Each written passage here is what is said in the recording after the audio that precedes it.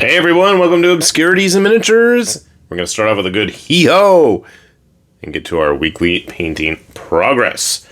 So, Erkman's Minis put one of the flagship characters from the various Atlas games, Mr. Jack Frost here, and I had to paint one up. I think Persona was probably one of the very first games I got on my PlayStation way back when in those late 90s, and spent many a good hour with Mr. Frost and the various other demons and personas that showed up in those games. I should bust out some of my Kaneko books one of these days. I've got like all the early Persona ones. Still don't have volume 9 of the Kazuma Kaneko works, but yeah, had to get a Jack Frost. And if you guys are interested, I know that Erkman's Minis is having a painting contest, actually, for the month of January. Can you do better than my lovely Jack Frost? Probably. So hee-ho. Go do it. Alright, what else do we get painted? I have been trying to work my way through all of the various printed stuff, of which, obviously, we have a ton of.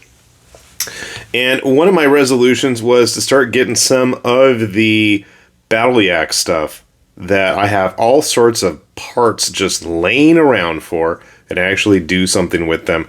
This was one of the Dragum Goons from a while back, which look like a bunch of Bayou-style hillbilly hobgoblins, for lack of a better word, complete with blunderbusses and broken wine bottles and knives and clubs and fun things like that, and some nice big burly knuckle dusters and a glossy face there.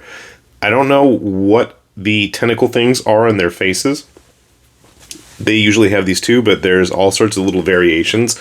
And one of the crazy things with Battle Yak stuff, of which I'm pretty sure is still just a one-man show, is the ridiculous amount of options available that most of the characters have. There's tons of heads, tons of items, tons of weapons, tons of accessories. So there's a lot to goof around with and have fun. I know I've got some of the other bog rot or whatever they were called guys from a earlier release. They did some newer ones of these. Gonna have to show those off. And I've got a bunch of their Egyptian stuff, and the new guild guard they have are really cool if you haven't had a chance to see those. So obviously we'll have that link down below. You want to take a look at any of that stuff yourself, do a much better job painting it than me, which isn't that hard, obviously. You'll probably have some fun stuff to find there. Alright, what else we got? So we're trying to clear through some of the old Battle Yak stuff we've got. This guy has been sitting on my table for some time. I don't even remember what release. This is a Titan Forge model, part of their Titans of Adventure, which are like their typical Reaper-style RPG characters. They had a bunch of variations for wandering, warforged, automaton, monk-type guys. So that's what we went with. I thought his hat came out really nice. I'm not usually the best dry brusher, but I thought I did a pretty good job there. I'm quite pleased with the results, because I painted it all black on the top. Not so much on the inside. I forgot to. So, yeah. We went with that and just kind of really lightly dry brushed it. And he's still kind of glossy. We'll try to fix that up. I had no idea what to paint him, what colors, and I now see that I forgot to paint the strings around his calves. Alright, we'll have to fix that up. This guy went through a lot of different colors, let me tell you. Wouldn't be surprised if there's a ton of detail loss from me doing that. These were kind of cool because I know in the Titans of Adventure subline of stuff that Titan Forge does, they'll often take like one character and then do like 3 or 4 variants in terms of just, you know, items and stuff that they got with them. So there's some neat stuff there. What else we got? Okay. One of the other companies that I am notorious for printing tons of stuff of and then not doing anything with, Raging Heroes. This is one of their vampire models. I'm going to assume was probably from around Halloween, October-ish. I tried giving him like bone style armor, but I don't think it really came across, and I did a blah job on his face there. I thought it was an interesting pose. I like how dynamic his hair and that cape thing that he's got just kind of draped over him is all swirling around. You've got like the various chains everywhere. I might go back and revisit him. I'm not 100% sure. I don't know what I would do.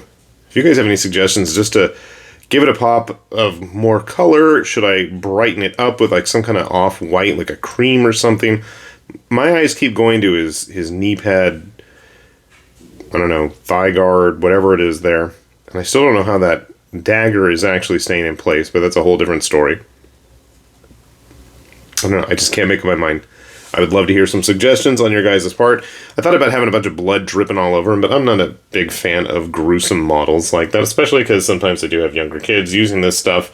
So I do try to keep it a little bit more PG, if at all possible, which is kind of weird if you're talking about gruesome undead horrors, but it is what it is, right? And so the number one, absolute number one, biggest guilty problem I have of printing crap tons of stuff and then never getting around to finishing it is models from Piper Makes. I don't even know how much just pieces I've got in little baggies and boxes laying around. So I thought 2024, let's start things off right. Let's actually start building and painting some of these.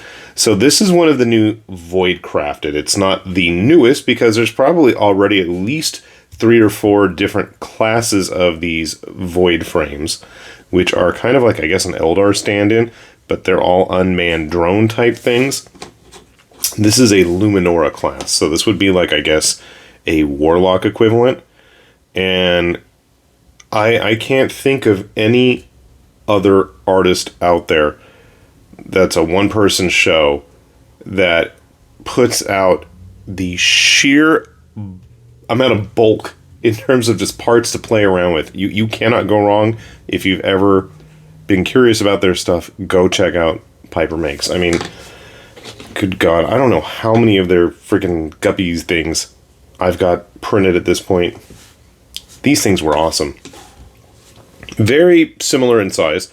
Guppies are a little bit different, yeah, a little bit smaller. Obviously, the aesthetic is different. We're going more for a greater good style with these.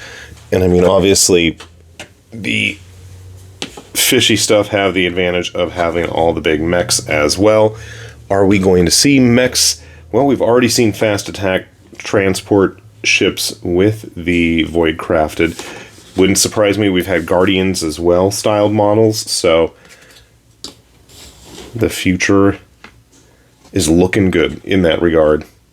I think we're supposed to see Scorpion or Howling Banshee style drones in the very near future. So if you've ever wanted to make some more robotic, sci-fi, futuristic, Eldar style stuff, go get Piper's models. She makes awesome stuff. Plus, it's a cool model.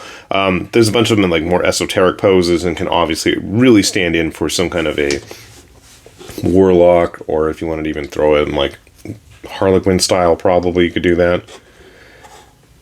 But I just love the variants, both in the paint schemes I've done, but the models that she's put out at this point. There's just a ton of cool stuff, and obviously big mechs. So if you haven't a chance, like I said, do check it out. So hopefully I'm going to get on the ball.